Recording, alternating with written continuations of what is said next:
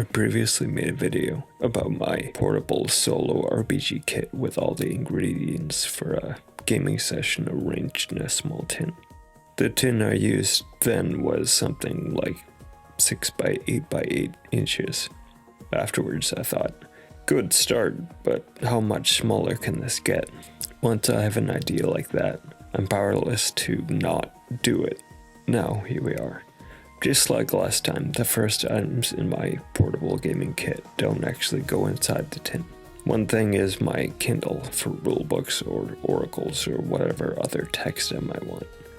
Because we're talking about portability right now, I think the digital solution makes sense. But of course you could carry physical rulebooks instead. You can also add a notebook to the kit if you want. In the spirit of pocket-sized things, I have a mini notebook with this one. The last thing which doesn't go in the tin is a deck of tarot cards.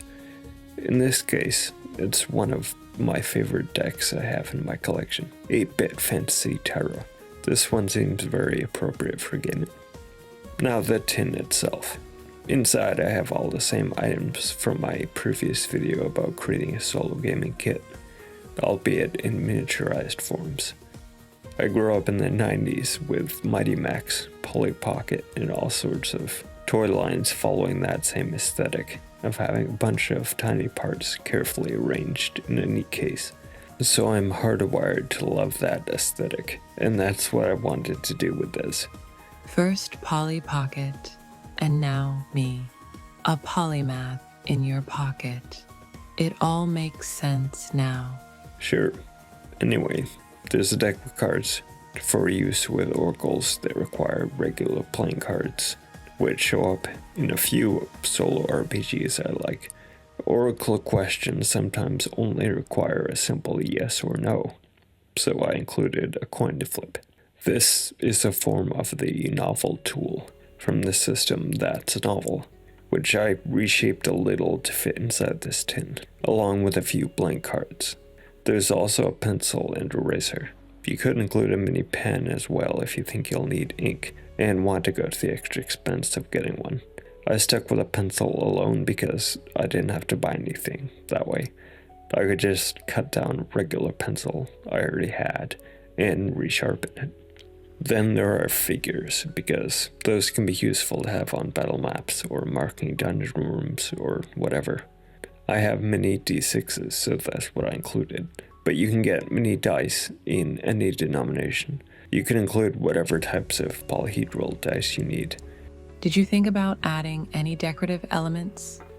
Stickers would totally add that extra flair. You could even design some custom ones that match the theme of your RPG. That'll make it feel more unique and personal. Maybe an illustration of a celestial map or an ancient-looking tome with strange symbols and markings. I like the celestial map idea. Steampunk Renaissance it is. Nice. Maybe include some subtle gears or clockwork mechanisms integrated into the star charts or constellations. One could get sticker paper which fits into a desktop printer and lets one easily create custom stickers. But I didn't have any of that on hand. I just roughened the metal with sandpaper to give the glue more to grip, then glued the image to the lid. I doubt the sandpaper step was even necessary, since this glue bond will never really come under stress, and it doesn't matter how strong it is or isn't, but the extra step can't hurt anything. I have some spray-on lacquer for protecting the paint on miniatures, and I thought it would work well here to protect the image. Then I remembered I also have some gold-toned spray lacquer, so I used that, because I thought it would look interesting.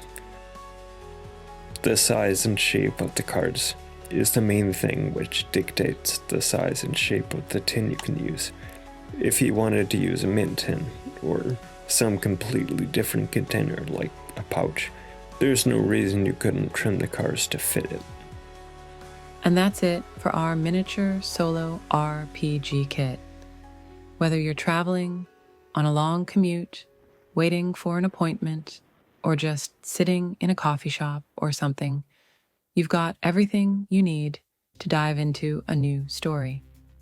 If you enjoyed this, be sure to like, subscribe, and let us know what your go-to kit essentials would be. Thanks for watching and happy adventuring.